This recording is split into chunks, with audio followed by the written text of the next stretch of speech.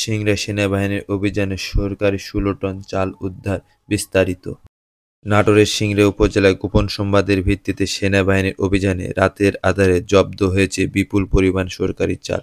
বুধবার ২১শে মে রাত ৮টার দিকে সিংড়া বাজার এলাকায় অভিযান চালায় খাদ্য অধিদপ্তরের লেখা সংযুক্ত ২টি ট্রাক থেকে মোট ১৬ টন ২১০ কেজি সরকারি চাল জব্দ করা হয়।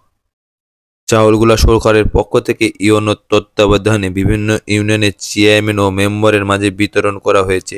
এই চাউল শ্রমিকের জন্য বরাদ্দ ছিল, যা সরকারি উন্নয়নমূলক কাজে নিয়োজিত।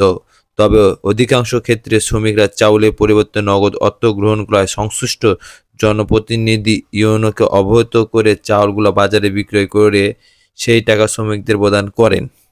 জব্দকৃত চাল কাজের বিনিময়ে কাবিখা প্রকল্পের আওতায় বরাদ্দকৃত।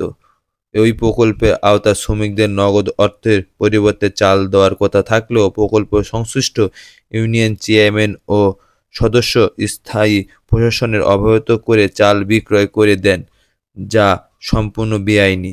শ্রমিকের অর্থ প্রদান করলেও সরকারি চাল কেনাবেচা আইনত দণ্ডনীয় অপরাধ।